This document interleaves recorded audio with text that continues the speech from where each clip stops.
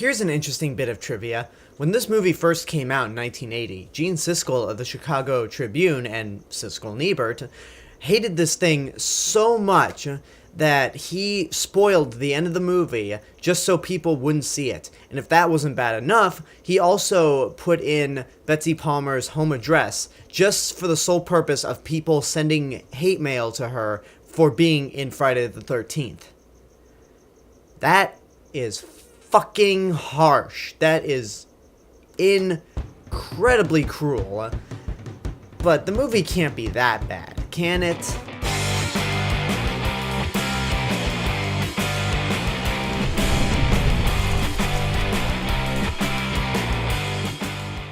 This is the original Friday the 13th, which came out in 1980 and was directed by Sean Cunningham. The movie takes place at Camp Crystal Lake, where many years ago, a couple teenagers were killed and a little boy drowned in the lake. So the camp has been closed down, it's finally being reopened, but all the people in the nearby town refer to it as Camp Blood and say that there is a curse among that campsite.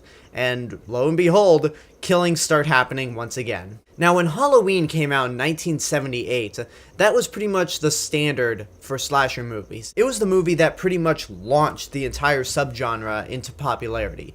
Obviously, there were movies beforehand like Texas Chainsaw Massacre and Psycho, but Halloween was the movie that really started it all. And since then, everyone tried to mimic Halloween because it's a slasher movie, it's cheap to make, it's easy to make, and that usually is the case of whenever a movie is successful and widely popular, people start copying it. For example, people started copying Star Wars when it first came out, people started copying The Dark Knight, Toy Story, Avengers. Usually whenever a movie is super popular and is a success financially and critically, other studios and filmmakers try to do the same thing, and Friday the 13th is one of those movies that came into the effect of, we gotta be like Halloween. It's probably better than most other horror movies that is just a simple slasher villain going around, but it's not very good. Ever since I started reviewing horror movies in the final week of October, this is the first one that I honestly can say is not a good movie. It's a fun movie to watch during this time of the year, but as an actual good movie, not even close to being a good movie, but it's not as bad as Gene Siskel makes it out to be. I mean, okay, let's just say this right now. The Friday the 13th series as a whole is pure trash. Every single movie is bad, ranging to terrible, but they're fun to watch for that camp value and as a guilty pleasure. You watch it with your friends, that's fine, but they're all garbage. Let's not kid ourselves there. The original Friday the 13th is bad, but it does have some good elements to it. Out of all the movies, this one's probably the most well-made of the bunch. For example, it has a chilling atmosphere, and the backstory and mythology to Crystal Lake is actually fairly interesting. Jason Voorhees was a young boy who drowned in the lake, and ever since then, Camp Crystal Lake has just been cursed, and there have been killings happening left and right, starting on Friday the 13th. And it is pretty effective. The kills are also really cool. Tom Savini was the special effects artist for this movie, who's most well known for Dawn of the Dead and Day of the Dead, and his special effects work is very good, considering that this movie cost $550,000 to make. There are 3 kills in this movie that stand out to me.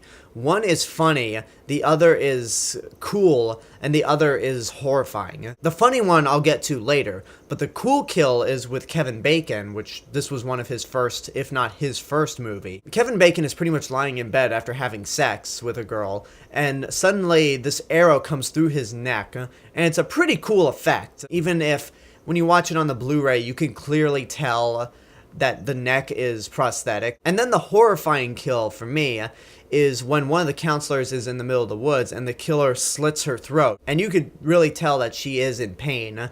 And it's horrifying because it's the only time where you don't see the prosthetics for the neck, and you do believe that it's real for a second. So those are the really good elements of the movie, the things that you can look at and go, you know, that's really well done, and not as a backhanded compliment. It is very good. The rest of the movie is garbage, unfortunately. When there's not a cool kill happening, the rest of the movie is boring as shit. Most of the movie is composed of the camp counselors doing nothing, whether they are in the lake swimming, setting up the camp, playing strip Monopoly, fucking, doing drugs, drinking, acting a fool. It's just a lot of scenes of nothing happening, which is fine to make fun of if you're watching this with a group of friends, but for a movie, you can't just have scenes of nothing happening, because it takes away the tension and it makes watching this movie feel like a chore, and you just wait.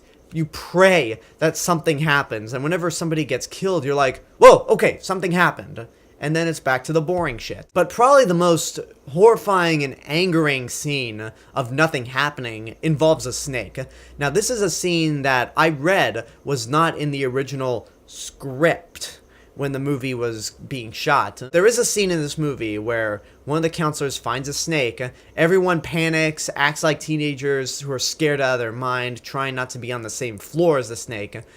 And then one of the guys grabs a machete and cuts the snake and decapitates it. And it's not a fake rubber snake that Tom Savini made. No, this was a real snake.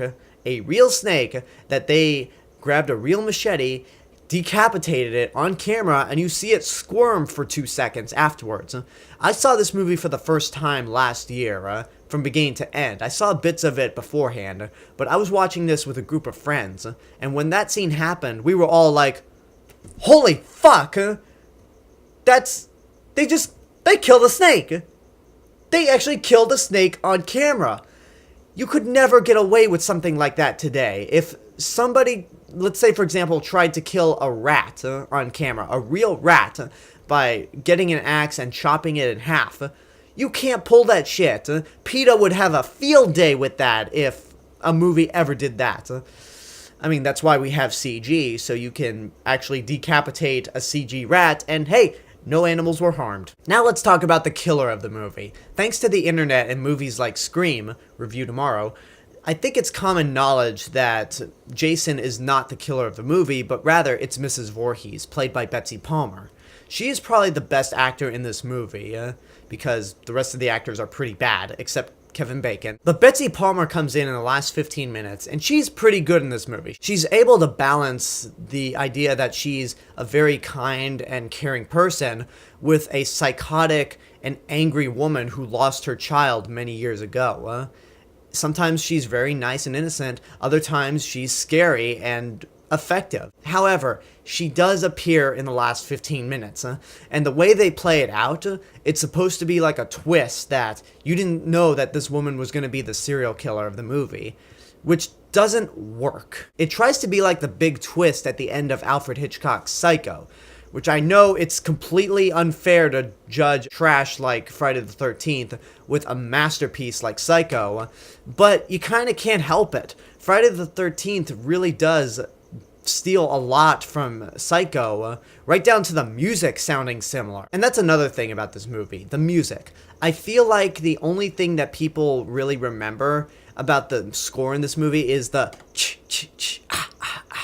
noise, because the rest of the score is forgettable and a complete ripoff of Psycho. I didn't mean to get completely off topic, I just want to elaborate why I think it's fair game to compare Friday the 13th and Psycho. But back to the twist. When you look at Psycho, we're introduced to Norman Bates before the midway point of the movie. And when we're introduced to him, he seems like a very nice guy who loves his mother. He has dinner with Marion Crane at the Bates Motel, and the two engage in conversation. And through that scene, we get to kind of know who this guy is. He may be a little bit of a nervous wreck, but he's a guy you look at and go, you know what?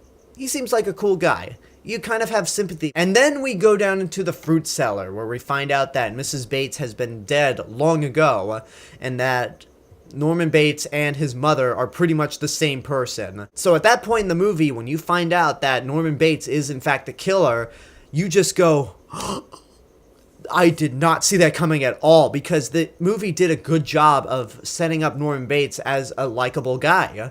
With Friday the 13th, it doesn't work because Mrs. Voorhees is introduced in the last 15 minutes. We've never seen her beforehand in this movie. Anytime they show the killer in the movie, it's always a hand, it's always in silhouette, or the killer is the camera. The end of the movie, when we find out that Mrs. Voorhees is the killer, plays out as if we're supposed to be shocked. And it's like, no, we're not shocked because you just introduced this character right now. We don't know anything about her, and you just dump this entire backstory.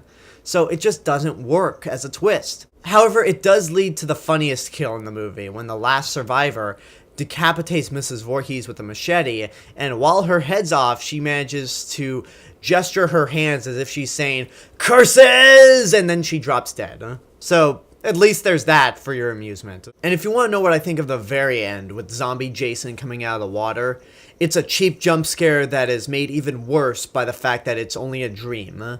I just don't like that ending. I'm sorry. Friday the 13th is just not a good movie at all. The acting is pretty bad all around, except for Kevin Bacon and Betsy Palmer. And it's just not that memorable, especially when you consider that all of the sequels that have come after, which are worse, have more memorable scenes. This one is just kinda So I would say watch at your own risk. If you're ever gonna watch this movie, watch it with a group of friends, and try to have some beer with you, because you will admittedly have a good time making fun of this movie and just talking through it. The Friday the 13th series in general is an excellent series to watch with your friends while you're drunk and make fun of, because they're all garbage. They're all garbage, but it's enjoyable garbage. It's a guilty pleasure of a series. So that's my review for the original Friday the 13th. I hope you enjoyed it. Leave a comment down below and tell me what your thoughts are on this movie, if and when you've seen it. And as always, this is the real Mr. Robinson telling you there is only one.